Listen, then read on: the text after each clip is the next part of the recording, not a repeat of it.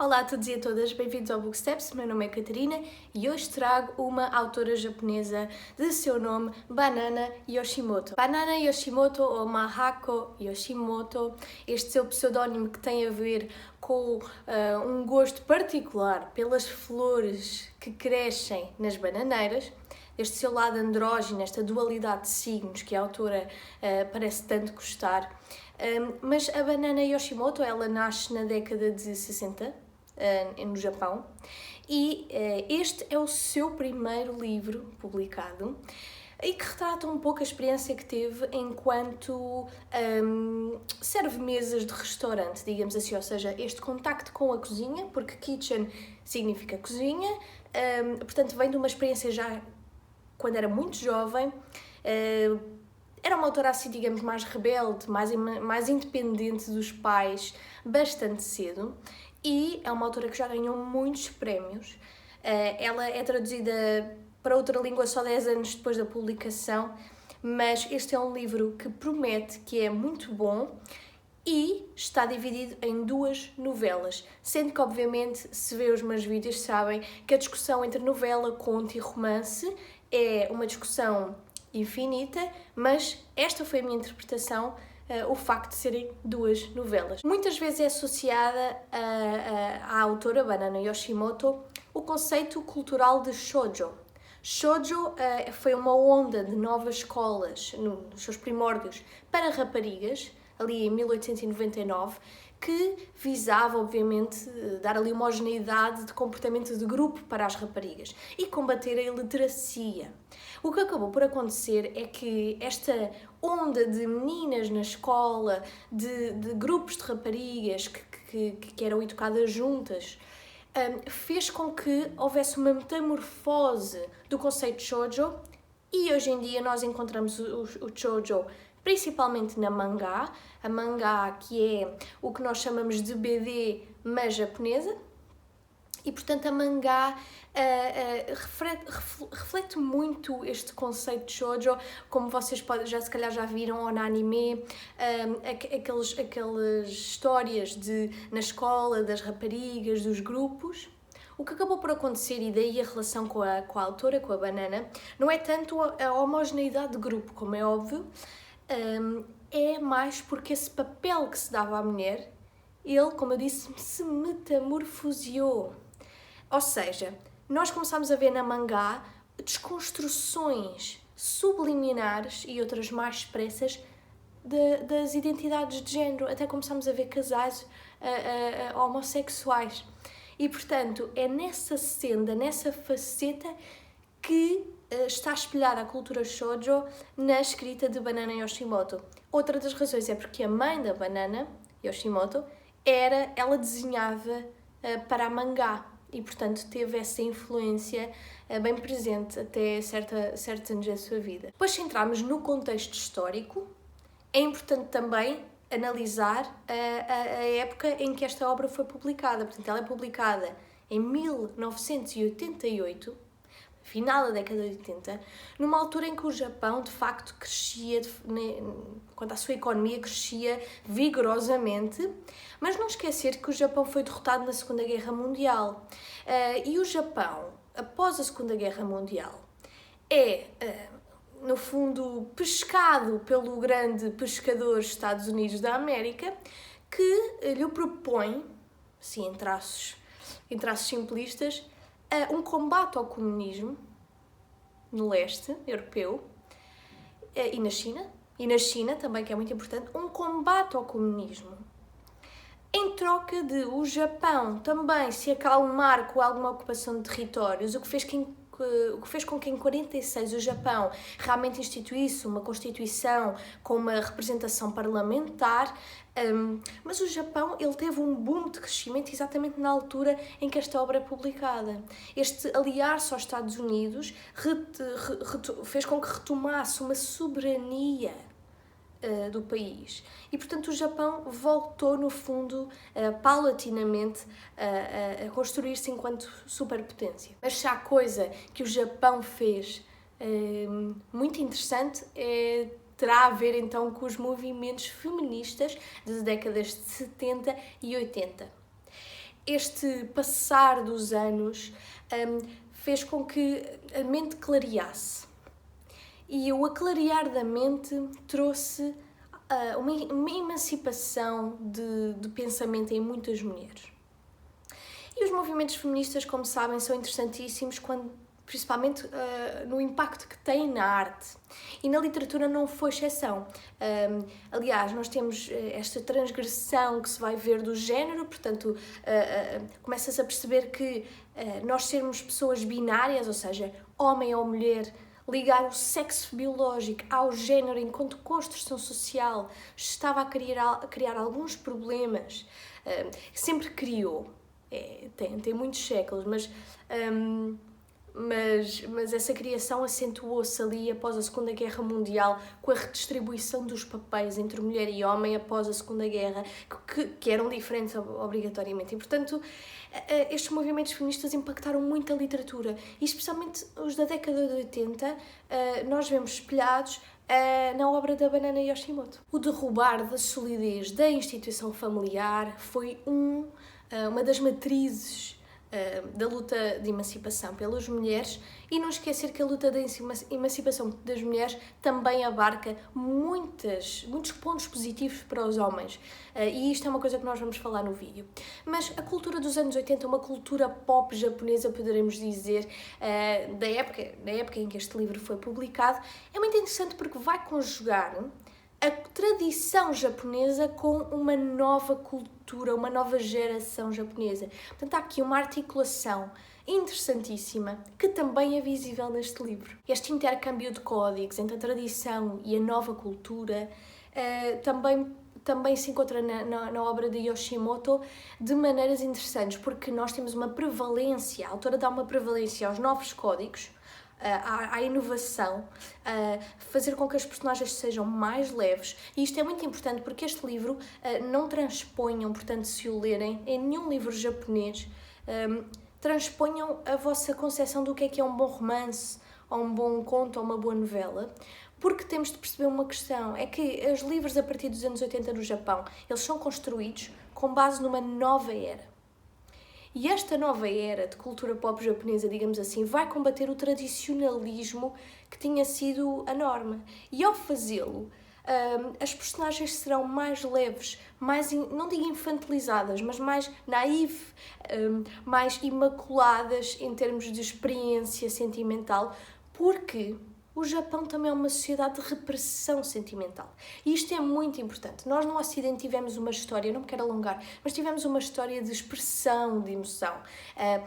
Foi muito exaltada a expressão de emoção, a nossa efusividade de construir narrativas que nos forcem a sair do lugar. No Japão as coisas não se processam dessa forma, e é importante ter isto em mente. De qualquer maneira, esta obra tem umas reminiscências da tradição japonesa na literatura, nomeadamente os temas da nostalgia e da tristeza. E é aqui que vamos falar então do que é esta novela, Kitchen. Este livro já agora está dividido em duas novelas, mas vamos falar da primeira, a Kitchen. A Kitchen é uma novela narrada na primeira pessoa. Digo novela por causa do número de personagens, o espaço físico e temporal não me parecer que seja um conto, mas também não ser um romance. Kitchen é narrada na primeira pessoa pela Mikage. A Mikage, que é uma jovem que ela se vê órfã, portanto ela já tinha perdido os pais e depois vive com a avó, e logo na primeira página sabemos disto, ela também perde a avó. E este processo de luto é muito complicado, porque é uma pessoa que se sente e está sozinha no mundo. E estando sozinha no mundo, ela cai naquele vácuo, um buraco celestial qualquer que suga tudo o que ela tem. E vê-se confrontada com a morte, com a solidão, com a não recuperação de nada que sempre conheceu, de tudo o que conheceu. Até que surge uma personagem muito interessante que é o Yushi. O Yushi é um rapaz que conhecia a avó da Mikage e vai ter com a Mikage, sabe da situação e convida para ir morar com ele e a sua mãe. Eles são da mesma idade. Ela vai viver com eles, até porque esta cultura de ser um bom anfitrião, de comunicabilidade entre famílias, de entreajuda, é uma coisa muito interessante no Japão. E eles vão viver todos juntos, portanto, a Mikage, o Yushi e a mãe do Yushi, a Eriko. Um dos temas deste livro é a visão sobre a família. E a visão sobre a família aqui interessa-nos porquê? Porque na obra Kitchen há uma desconstrução da estrutura familiar tradicional. A Mikage, ela perde a avó, mas ela e a avó tinham uma relação nada geracional, portanto era uma relação mais de amizade, quase de irmandade, do que geracional, e porque a Mikage nunca viveu naquela estrutura familiar tão esperada que é o pai, a mãe e o filho, filha, filhos. O Yushi vive só com a mãe, mas esta mãe, que se chama Eriko, é transexual. É uma pessoa transexual que, como fazem questão de dizer várias vezes no livro, tinha sido o pai de Yushi. Ou seja, o Yushi teve uma mãe, teve um pai, a mãe morre e o pai assume-se enquanto transexual e procede à modificação do seu sexo biológico, tanto que há aqui uma passagem explícita sobre isso, portanto procede a operações físicas cirúrgicas. E, portanto, não é de estranhar que também se diga ela era um ele. Isto eu sei que hoje em dia não se deve fazer, porque já aprendemos, estamos na década de 80 no Japão e, portanto, sinto que também que a educação sobre a transexualidade, sobre o transgénero, sobre as pessoas não binárias é tão parca, tão escassa, até mesmo hoje em dia, imaginem na altura. Mas adiante, a destruturação do seio do núcleo familiar é algo que eu aprecio tremendamente. Sou aquela pessoa que não acredita na instituição família, não acredito no laço de sangue enquanto prioridade. E isso é algo que este livro nos vai reforçar. É que a família é quem está presente, é quem se faz sentir, é quem respeita, é quem cuida, é quem tem carinho por nós e não qualquer laço fisiológico, biológico, ou que seja, entre as pessoas. E essa é uma lição que eu aprecio sempre quando surge na literatura. Outro tema deste livro é, se calhar, o grande tema, aquele que já ouviram falar, se ouviram falar deste livro, que é, desta novela, que é o luto e a perda. A Mikage começa o livro num tom... o tom é muito triste. É muito trágico. Nós vemos a vida a andar para trás. Pensar, e se esta pessoa tão próxima de mim morresse, eu ficaria igual à Mikage. E é importante nós sentirmos a dor. A Mikage, ela tem uma conexão enorme com a cozinha. Tanto que quando a avó morre, ela refugia-se na cozinha, dorme colada ao frigorífico com uma manta e que há uma intertextualidade entre esta manta e Linus, uma personagem do Peanuts, portanto uma referência ocidental. O Linus do Peanuts andava sempre com um cobertor e ela também, todos os dias agarradinha ao seu cobertor, dorme colada ao frigorífico. E as descrições são incríveis porque o estar colado ao frigorífico tem um propósito, não só pela ligação à cozinha, como pelo facto do frigorífico emanar um ruído constante. Parece metálico, não é? E esse ruído causa menos estranhamento à solidão, menos estranhamento à dor. A Mikage diz que se sente bêbada com tanta dor. E há uma dissociação que acontece entre a mente dela e o seu corpo, e daí sentir sempre que não está presente, que está no limbo entre a vida e a morte, porque a morte é onde estão todos aqueles que a deixaram. Mas este sentir-se bêbada, este sentir-se a levitar, é relevante para apreciar uma questão, que é como é que nós nos erguemos após uma tragédia destas. Uma tragédia que é uma vicissitude da vida, digamos. A morte é a vicissitude mais óbvia da vida. Mas o que a Mikage nos mostra, nos explica, é que os pequenos passos, os passos humanos e nunca heroicos, são aqueles que nos voltam, que nos trazem ao mundo, à humanidade. Mikage só consegue aceitar que a avó morre quando chora pela primeira vez.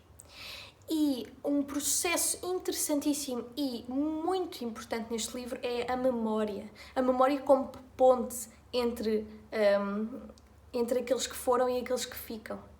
A memória que serve aqui como um motor de busca pela tranquilidade. As experiências sensoriais, fruto da rememoração, são muito importantes também para reconectar a pessoa ao ritmo da vida e, portanto, a pessoa observa as pequenas coisas materiais que ficam, as fotos, as lembranças, até as memórias, e ela reconecta-se lentamente com a vida é essa que continua, e é preciso sempre saber incorporar a dor na alegria e vice-versa. Outra questão enigmática neste livro, que eu confesso que adoro, é a técnica literária.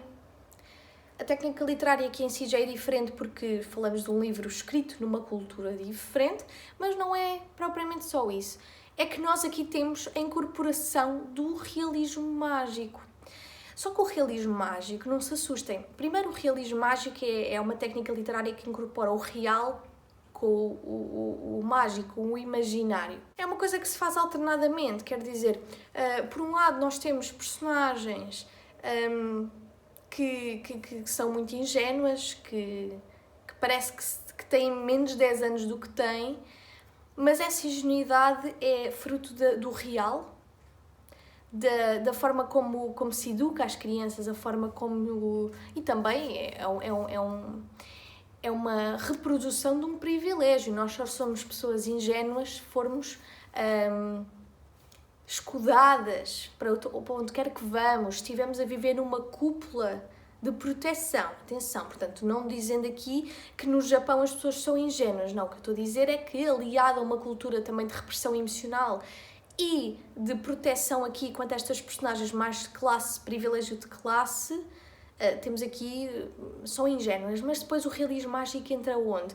Entra nas pequenas alusões, por exemplo, ao facto de duas personagens terem o mesmo sonho várias vezes, ou, por exemplo, algumas personagens quase que encadeiam a vista porque brilham como o sol, descrições mesmo dizendo que a personagem brilha como o sol.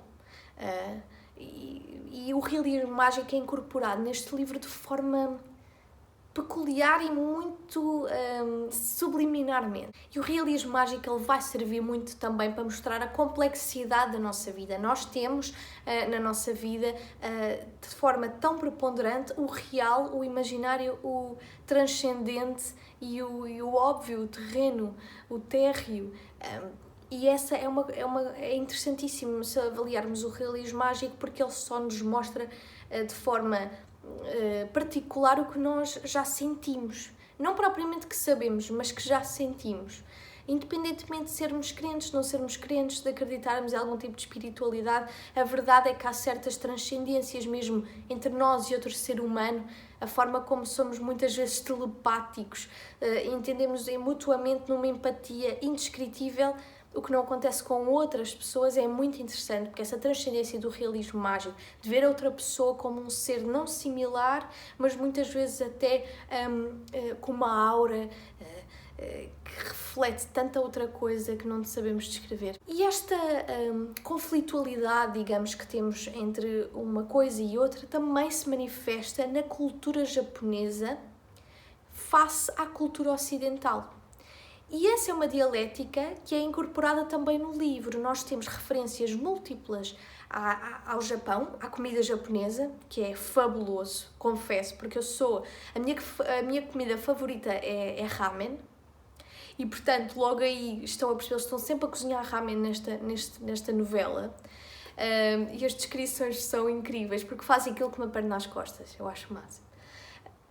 E há também, acima de tudo, uma incorporação das referências ocidentais. É referenciado várias vezes cadeias de comida ocidentais, um programa de televisão que é o Bewitched, também é americano, o Peanuts. Portanto, temos várias referências do Ocidente, o que traz aqui uma dialética interessante, porque temos de perceber que após a Segunda Guerra Mundial o Japão foi fortemente influenciado pelos Estados Unidos e pelo Ocidente. Então, o facto da autora ter tido o cuidado de trazer isto para a novela foi de uma mestria imensa, porque são as pequenas coisas que compõem uma obra que é do seu tempo, mas também intemporal. E este feeling da geração japonesa também não se dissipa pelo facto do título estar em inglês, como é óbvio, mas a contemporaneidade traz tanto inovação como dificuldades, porque a contemporaneidade ela vai intercalar duas grandes coisas que são toda uma cultura de grupo japonesa e a cultura que reside no interior de cada sujeito. E isso é muito importante, porque se nós vimos a cultura toda japonesa nos anos 80, nós vamos ter muita gente que estava cá antes da interferência do Ocidente em termos culturais. E depois temos os sujeitos que dentro de si também percepcionam a inovação, a diferença, a contemporaneidade de forma diferente. E estas desarticulações também se articulam. E a forma interessante é que a autora consegue fazê-la. Ela consegue articular a antiga e a nova geração num livro que todos podemos ler. Todos nós podemos, estando no Japão ou no Ocidente, retirar belas mensagens, belos serões de leitura com a novela, independentemente da identificação cultural que a contemporaneidade nos trouxe, ou não, face à escrita da autora. E atingindo o quadro da pós-modernidade, Yoshimoto traz-nos também esta conflitualidade entre o interno e o externo. Como eu vos falei, a contemporaneidade, a pós-modernidade, a ideia do todo versus o sujeito é muito interessante na dialética também da cozinha. A cozinha, que eu já vou falar enquanto simbolismo no livro, ela traz-nos este real e este imaginário. E o Stuart Hall, que é um autor, um académico muito interessante, especialmente em temáticas relacionadas com o racismo, ele vai-nos falar desta dialética do interno e externo, nós versus o grupo, versus a sociedade como um todo. Nós não temos nunca uma personalidade, uma interioridade já cerrada, digamos, já completa. Nós estamos sempre em constante transfiguração e em processos de diferenciação. É a partir das relações que nós estabelecemos com os sistemas culturais que as nossas diferentes personalidades entram em contradição. Quando eu digo diferentes personalidades, não é num sentido clínico em que temos um distúrbio de personalidade, mas no sentido em que nós estamos a construir-nos também inseridos numa cultura, em normas de grupo, e portanto é difícil. E aqui a cozinha simboliza muito bem este tema, porque a cozinha neste livro, a maneira como nós a percepcionamos vai mudar consoante o estado mental das personagens, e isso diz muito. A maneira como nós observamos um espaço, observamos uma realidade, ela é distinta consoante o momento da nossa vida, e o momento da nossa vida também é distinto porque há relações externas que nos impactam. Então a dialética interno-externo foi tão bem jogada neste livro que eu aplaudo a autora. Agora chegou a hora de falar da personagem mais interessante, diria. Talvez sim, talvez não, que é a Eriko, portanto, a pessoa transexual desta obra. A mulher que com o seu filho, juntamente com o seu filho, acolhem a Mikage em suas casas. Quem é Eriko? Quando o Yushi apresenta a mãe Eriko à Mikage, a Mikage fica deslumbrada com a beleza da Eriko, dizendo que é uma beleza inigualável, algo que nunca tinha visto, e fica ainda mais surpreendida quando as suas expectativas são frustradas, não de forma negativa, mas quando o Yushi lhe diz que a mãe é uma pessoa transexual. A frustração das expectativas tem a ver também com o conceito que nós damos na sociedade à feminilidade, ou seja, nós não estamos acostumados a ver algo feminino para além do sexo biológico em que nascemos, ou seja, nós nascemos com um sistema reprodutor X e, portanto, temos de seguir os padrões de criação de género em relação a esse sexo biológico. E é muito curioso porque a Eriko, ela de facto é uma mulher transexual que tem um negócio noturno de um bar que é rentável, é uma mulher empreendedora, que se sustenta perfeitamente e bastante desligada da heteronormatividade, das construções de género, que são as múltiplas e existem. Mas o mais curioso é a forma como as personagens percepcionam esta diferença. Porque o Yushi, por um lado, está mais que habituado e para ele, tanto se lhe faz, é natural, é normalidade. Mas a Mikage, ela também não demora assim tanto tempo a assimilar a informação. Isto porquê? Porque ela não está à procura de motivos para expelir a sua raiva nos outros. Ela procura empatia, ela procura cuidado, ela procura amor. E a Erika é uma pessoa que sabe dá-lo, independentemente do que ela represente em termos de género para a sociedade. Isto é uma lição também muito importante. E agora entramos numa questão relativamente à Erika. Eu vi muita gente a dizer que ela é transgênero ou que é travesti. Vamos lá esclarecer uma coisa. Aqui é-nos apresentada a Erika e diz-nos o filho odeia as coisas incompletas, de forma que fez uma operação à cara e ao corpo. Portanto, fazer uma operação, uma intervenção cirúrgica à cara e ao corpo, principalmente, nomeadamente ao corpo, faz-nos desligar logo do conceito transgénero. A pessoa transgénero é diferente da pessoa transexual. Apesar da pessoa transgénero ter um conflito interno e também social e cultural com o seu género, não se esqueçam que o nosso género, portanto, eu ser mulher ou homem, é algo que foi construído por cima do nosso sistema reprodutor. E daí nós temos tanta tendência de pôr, por exemplo, o azul para os meninos e o rosa para as meninas. Só há pouco tempo é que se começou a ter cuidado, por exemplo, com as licenças de maternidade, porque sempre se associou que a partir do momento em que a mulher usava o seu sistema reprodutor e saía de lá um filho ou uma filha, a partir daí a mulher tinha de estar incapacitada durante meses e meses. Percebeu-se que isso não faz sentido.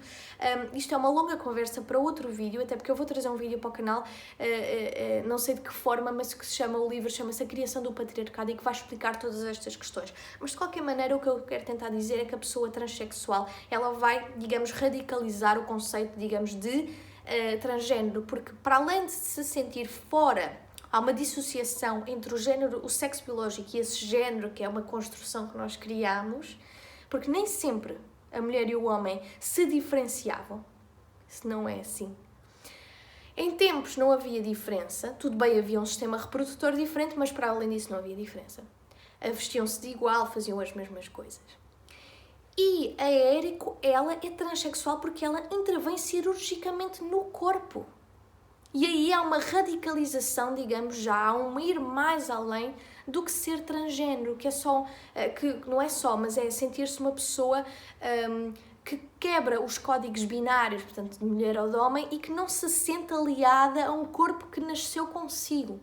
Mas a pessoa transgénero, ela não tem necessidade de fazer a intervenção cirúrgica, ou pelo menos não o faz, e isso é que a distingue da pessoa transexual. E eu faço questão de reforçar que, sendo este livro escrito na década de 80, publicado no Japão, que obviamente há certas... Obviamente há certos detalhes que hoje em dia nós podemos criticar, o facto de se dizer várias vezes ela era uma ele, mas isso é normal, não é preciso estarmos sempre com este ativismo inútil, porque é inútil fazermos isso. E depois porque há uma questão que eu gostava de vos perguntar. Nós temos uma educação cada vez mais completa em relação às questões de género, questões binárias. Mas nem toda a gente, aliás, muito pouca gente tem. Se vocês conhecerem muito esta questão, vocês já estão no top de conhecimento deste país, porque não é comum. Eu não conheço quase ninguém que saiba as diferenças, que saiba o que é uma construção de género. E são conceitos difíceis de assimilar, então é óbvio que as personagens no livro, não tendo elas uma educação acerca destas questões, porque no Japão na década de 80 não se falava destas questões, é óbvio que elas vão receber a informação, elas servem de receptáculo de informação que personifica tudo o resto. então é óbvio que elas não vão saber como dizer, não vão dizer, esta pessoa era uma mulher e depois era um homem. É óbvio que isso vai acontecer. E estar a dizer que a autora não tem cuidado, ou que é transfóbica, ou que seja, é das maiores barbaridades que eu já ouvi. Portanto, não façam uma coisa dessas, porque é só... isso nem sequer é ativismo, isso é estar a atrapalhar. Estar a atrapalhar. Bom, fica dito. Mas há outros fatores interessantes quanto à construção de género. Nós temos o Yushi, que é o filho da Eriko, e ele é a pessoa mais vulnerável do livro. Ele é a pessoa mais vulnerável do livro, apesar de ser homem. E isso é muito interessante, porque nós subjugamos também o homem à construção de género. E o que é que eu quero dizer? Quer dizer que nós damos ao homem uma historiografia de masculinidade, de nunca ser vulnerável, e depois quando o homem é vulnerável, ou seja, se sente vulnerável, não sabe como reagir, não sabe como pedir ajuda, e por isso é que vocês vão ver os índices de suicídio nos homens são maiores do que nas mulheres. A taxa do alcoolismo e da toxicodependência são maiores do que nas mulheres. E isto tem muito a ver com o papel social em que nós colocamos também os homens nesta situação binária de género. E o Yushi é de facto bastante vulnerável e ele não sabe lidar com a sua vulnerabilidade. E só as mulheres à sua volta é que vão conseguir ajudá-lo. Mas também é porque elas são muito atentas, é porque elas são extremamente empáticas, porque se não fossem, o Yushi cairia na inércia e no desgosto emocional profundo, sem saber como sair dele. E nós podemos falar aqui de metaficção, na medida em que a Eriko, esta mulher transexual, esta pessoa transexual, vai representar todo um contexto social em que se vê a pessoa trans, e no caso da Eriko, por ser tão bela, tão inalcançável, como uma pessoa não real. E a construção que a Banana Yoshimoto faz é interessantíssima, porque ela coloca a Eriko na pessoa mais perfeita do mundo. E ao fazê-lo está a mostrar a distância que temos entre nós e as pessoas trans, por exemplo. Vê-las como irreais, vê-las como algo fora da nossa esfera de normalidade, da nossa esfera de ação. E é um jogo também muito interessante, que eu apreciei, mas não considero a Eriko uma personagem queer, utópica, que personifica todos os estereótipos de beleza e mais alguns. Não, nós temos de facto um sistema que força a mulher, na sua generalidade, a cumprir com padrões de beleza inalcançáveis. Quando a mulher atinge este, surge este que diz que este não é suficiente. E isso não é só na pessoa transexual, mas assim todo o sistema que oprime através da insegurança das pessoas. E agora entramos nos simbolismos. A cozinha. O que é esta kitchen com tanta importância nesta obra? Como eu já vos expliquei, a cozinha é o lugar onde a Mikage se sente confortável, com o seu cobertor, com o seu ruído de fundo. Mas temos de perceber que a cozinha, ela tem um plano também de ativo. É um elemento ativo numa casa, é onde se fazem coisas, é onde se cozinha, é onde se limpa, é onde se produz algo novo. E isso é importante para o processo de recuperação face à perda, face ao luto. O reorientar-se através das pequenas ações, das pequenas coisas, é o que faz Mikage superar de forma poderosíssima a instabilidade emocional em que cai. E é que a cozinha faz algo que o Spinoza, nesta obra, o Spinoza ficaria orgulhoso se virou o vídeo com o cabelo, da Servida Humana, do Somerset Maugham, que é inspirado na ética do Spinoza. Lembra-se de eu vos ter dito que o Spinoza valoriza muito nós transformarmos os nossos sentimentos, o que nós pensamos, o que nos ocupa a mente, em ação. E é isso que a Mikage vai fazer. Ela sente dor, ela sente angústia, mas ela transforma tudo o que está aqui em motor de procura do eu, em busca de uma reconexão com o real. Ela transforma o que sente em ação, em produção de coisas, e não é numa lógica de consumo e capitalista e de competição, não. Mas ela sai de um ciclo vicioso através da atividade, através de fazer por si, pela sua vida. E isso é interessantíssimo. Depois também temos a cozinha enquanto um microcosmo da casa inteira. Portanto, a casa onde estes três seres vivem durante muito tempo, não durante todo o tempo, terão de ler o livro para perceber, serve de microcosmo e a cozinha é um simbolismo interessantíssimo. Porquê? Porque, por um lado, a cozinha é o local tradicional onde a mulher vive, digamos, dentro da casa, não é? A mulher japonesa cozinha muito mais do que o homem japonês, de longe. Então, na década de 80 ainda mais. Então, está ligada a este lado mais segregador, digamos, da mulher, dentro do espaço da casa. Mas a cozinha aqui também serve como espaço o espaço primário para criar a união entre todas as pessoas.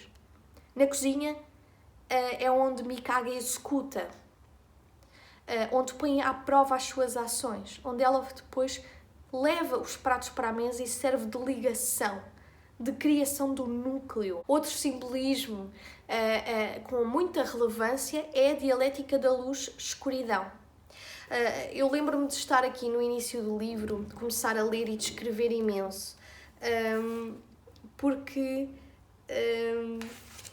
ela faz logo referência, a Mikage faz logo referência à luz e à escuridão, ao facto de ela, a noite e o silêncio serem catárticos, mas dolorosos no início da obra, dela não conseguir estar acompanhada da noite sem o ruído de fundo. E depois, gradualmente, ela já antecipa a noite com algum entusiasmo. Quando ela começa a sair daquela espiral de dor, a noite já não é uma faceta do dia de medo, mas se calhar até de autodescoberta. E isto é muito interessante, porque depois cria uma dialética também com a luz.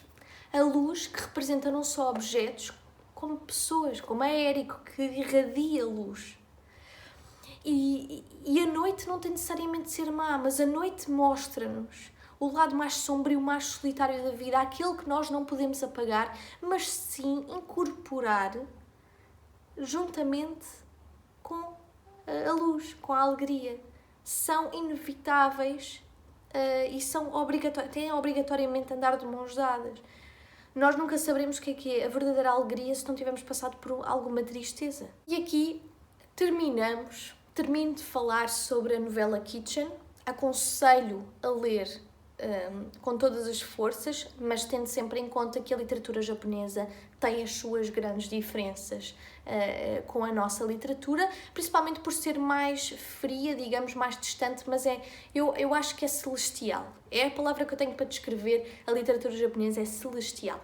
E depois este livro tem uma novela, que não sei se as vossas edições terão, mas que se chama Moonlight Shadow, e que joga também aqui com temáticas que já abordámos no Kitchen, que é o luto, a perda e a cristalização dos papéis de género. Nesta outra novela, ou conto, como vocês preferirem, depois aí cabe a cada pessoa, nós temos também uma rapariga que perde o namorado num acidente de carro. E o irmão desse namorado que morre conecta-se com ela porque, enfim, tem algo em comum, não é? Morre uma pessoa em comum muito importante e também a namorada desse rapaz. E então entramos aqui num jogo também de recuperação e do luto. Mas o que é mais curioso é a forma como a personagem masculina nesta outra novela assume uma diferenciação em termos de construção de género diferente. Então o que é que acontece? Este rapaz, ele passa a vestir a roupa de colégio, portanto com mini saia e tudo, que a namorada vestia para se sentir mais próximo dela. E esta causa imenso espanto. E este comportamento choca as pessoas porque a sociedade japonesa, principalmente na altura em que esta obra foi escrita, compactuava com uma repressão emocional e sentimental imensa. Esta é a cultura, a tradição japonesa, é nós guardarmos o que sentimos. E este rapaz o que faz é transgride completamente a noção de repressão que está instalada, que nós falamos de repressão como uma palavra sentido pejorativo, mas no Japão é o que é a norma. Este decor sentimental é depois abalado pelas personagens. E o realismo mágico também está muito presente nesta novela, este lado místico em que até há uma referencialidade interessantíssima, que é uma ponte que depois vai estabelecer a ligação entre o real e o imaginário, muito bem feita também esta incorporação do realismo mágico. E portanto esta obra, a obra da Banana Yoshimoto, é de facto brilhante. Eu considerei brilhante. Não é para toda a gente. É muito curto o livro. As duas novelas são curtas e, portanto, obviamente que não deixa aquele sabor a romance de 600 páginas, como no Ocidente estamos habituados. Já sabemos. Mas tem a sua magia, a sua particularidade, a sua autenticidade. Este é um livro que fala também de desencanto e não tanto de desespero. Isso é muito importante. Fala sobre a forma como nós lidamos com situações adversas e sempre numa cultura diferente da nossa, mas com reminiscências do que nós estamos habituados. Porque os países que se cruzam, os países comunicam-se e as guerras tiveram um papel muito importante nessa comunicabilidade. Espero que tenham gostado, falem comigo nos comentários e até ao próximo vídeo.